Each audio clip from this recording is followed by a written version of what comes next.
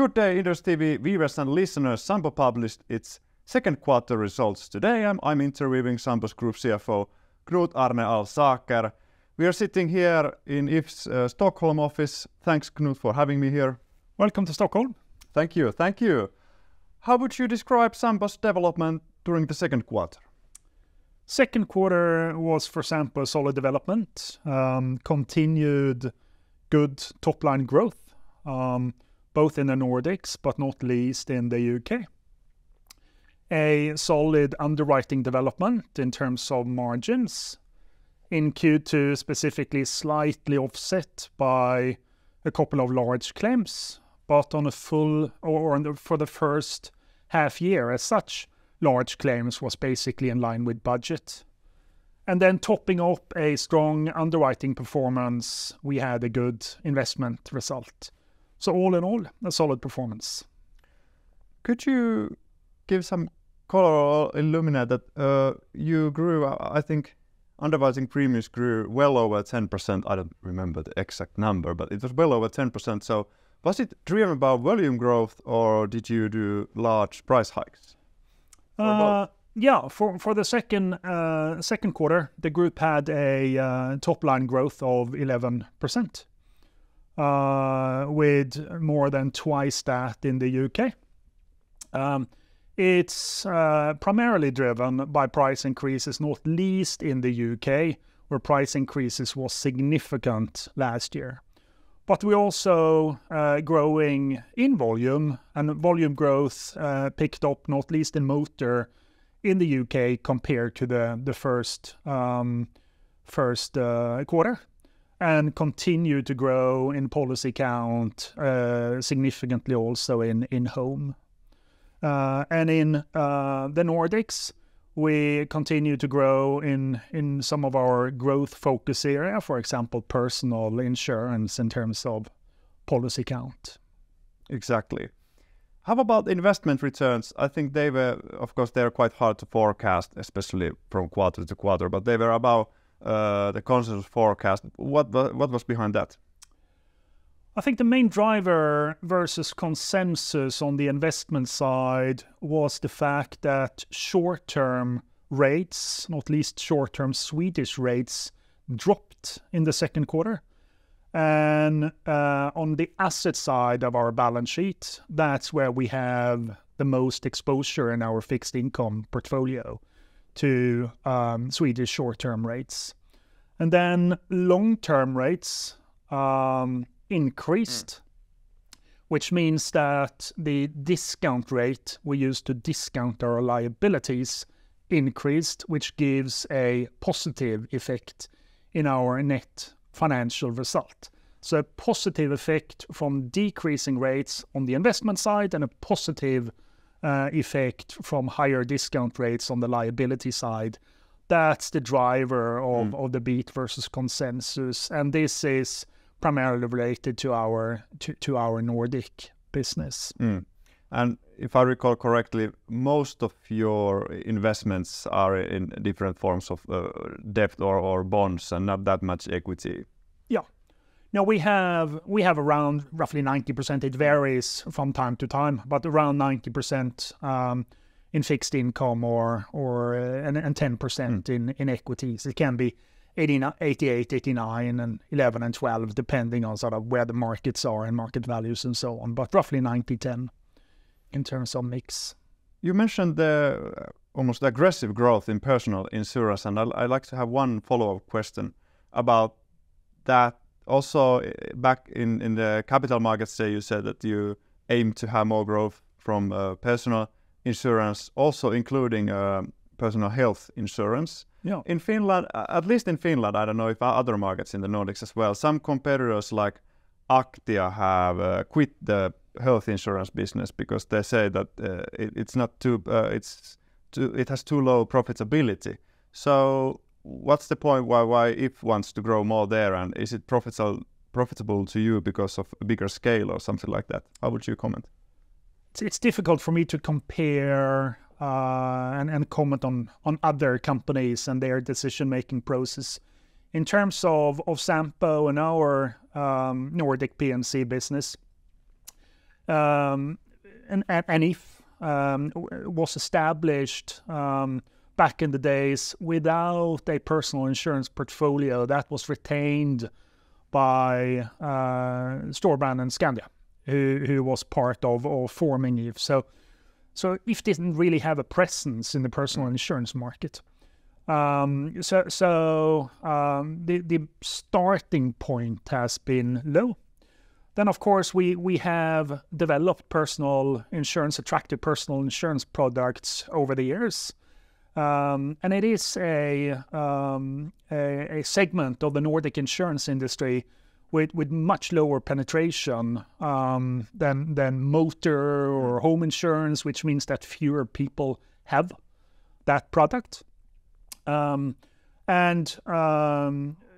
is a demand for such products, which is increasing over time, also because people want to have a good alternative to some of the services, in addition to some of the services that the public healthcare system offers in our Nordic home markets. I think it is attractive products that we have because customers like them and sort of renew them.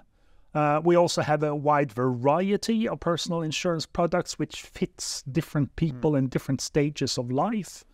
And that's really what drives the growth. I wouldn't call the growth aggressive, but more a natural result of the fact that people want to buy the products that we can offer them. And given the low penetration, there's no reason why this growth should materially slow down over the next 2 years. That's also why we have an operational ambition to have a growth of 7.5% in that particular part of our business, which is a bit higher than the ambition we've set for some of our other products. I think one legendary insurance business leader has many years ago said that there are no bad risks, only bad pricing. So would you say that you have very good pricing in these health insurance products, and for you it's not a bad business at all? It's not a bad business at all. It's a profitable business, and I think there's a lot in what you're saying. But also in the personal insurance segment, you need to be underwriting focused. You need to have the right price for the right risk. That's absolutely true. Also for those type of products. Exactly. One question about Hastings. For some years, at least when we have followed Hastings, it has a lot higher combined ratio compared to If, which of course have top class combined ratio. But nevertheless, Hastings has a return on equity of almost 20%. So does it have lower capital requirements? So what explains the quite high return on equity, even though the combined ratio is higher compared to other operations? Yeah. Now our UK business is fairly capital light. It's short tail business, sort of you could say simple products, if you like, which require a little bit less capital than longer tail products, for example. Then to create profit out of non-life insurance wherever you are, it's not only about the margin. It's the combination of growth on the top line, and of course an adequate margin to create that return you are mentioning. And our possibility to grow in the UK and UK PCW digital insurance market, we saw even in the last quarter, is clearly there. And we try to adjust the balance of growth ambitions and healthy margins to create that attractive return on capital. And the optimal combination for us, as we see it, is not sort of the same combined ratio level as we have in the Nordics in our UK business Hastings. It's a little bit higher, but still clearly a good and robust margin to create that return on capital. you grew over 20%, so does that mean that you also took market share because the growth seems it's very high? We have taken some market share in new sales over the last quarter. We absolutely have, where we grew compared to the first quarter policy count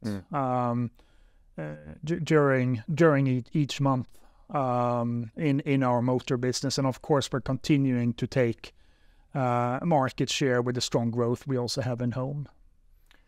Then we'll move to the hot potato in the mouth, Topdanmark, which has been a subject of speculation for at least 10 years. When does Sampo buy Topdanmark? And this summer you finally said that you're going to buy Topdanmark and make exchange offer. Why is this good time to buy Topdanmark?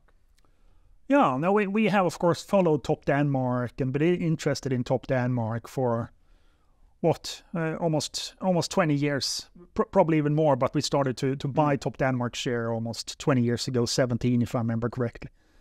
A few things have changed, which made this a natural point in time for us to reconsider or to update our business case. One is the simple fact that both Topdanmark and Sampo has become simpler companies, where both pure play P&C companies these days, where Top has sold their life company, we divested Mandatum and sold our Nordea shares. So there's less complexity in what we buy, and there's less complexity in what we offer Top's shareholders to be shareholders in. So that's one thing. But in terms of the business case, maybe the most important thing in terms of why we have been able to have a slightly different view on synergies and value creation for Sampo shareholders is the growth in digitalization and how insurance products are produced and sold and how customer service is done. Digitalization is even better for our industry with scale. In other words, better for Top to be a part of a large company, also better for us to grow in Denmark and create a scale in Denmark sort of to the same tune as we have in the other Nordic countries. So the fact that digital is sort of the new black for P&C insurance, that's creating more synergies and made it possible for us to update our business case and find a price which we found attractive for Sampo shareholders as well as for Top shareholders to offer in the market, which is what we now are doing. At least our analyst said, and I think it's the consensus among investors, that the price you pay for Topdanmark looks quite pricey or quite high unless you get all the synergies through. So I think that one of the key, of course, it's very good for Topdanmark investors because they now get the value creation for synergies up front, if one can say so. But I think the key question for Sampo shareholders is that what are the main risks you see if you don't achieve those synergies, or do you see that it's almost done already, if one could say so? Well, it's not done with the fact that we first need to have 90% acceptance to be able to start to realize those synergies. So that's the first step, which and by the way, we're starting the offer period now. Tomorrow, just published the prospectus, and hopefully we're there in 4 weeks' time. I think you're absolutely right that for Sampo shareholders it is important. The synergies are important. That's what we base our business case on, which sort of wouldn't have been different in any circumstances as well. And that's what I'm saying, that we think that the synergies is slightly higher compared to what we, with a really high degree of confidence, could have said some years ago. And that's what we really have based our business case on, a really high degree of confidence that these synergies are something we will be able to achieve, both on the cost side, which is the majority of the synergies, and a lot of that is related to IT, as I just commented on, but also our competitive position in the Danish market, which of course for Sampo, without Top, we're a much smaller player, particularly in the private and commercial segment, compared to what we now will be together with Top, which means that we believe that we will also have a possibility to grow and be attractive, not least on partnership deals, which we are in other Nordic markets, where we join forces with Top and create a Danish powerhouse in P&C insurance and a complete sort of Nordic If and Sampo business. So in terms of the synergies, we wouldn't have made this offer if we didn't have a high degree of confidence of realizing those synergies. And by the way, as you might have seen in the investor presentation, which we published today, we today state that we have realized the synergies, which we announced after having bought Hastings. That wasn't a synergy deal, based deal, but it is it is a proof that we realize the synergies we tell you that we will realize. Indeed, you have very good say to do ratio. With Topdanmark, assuming that during the next month the deal goes through and so on, so the synergies will be realized in the next 3 years. So yes, full effect from 2028. But of course, it will be a linear progression where we will have synergy realization also in 25 and 26, and of course when we go through 27, a lot of the work will start to be done with full effect from 28. Thanks, Knut, for the interview. Good luck with the acquisition and looking forward to our next interview. Thank you. Likewise. Thank you for being here.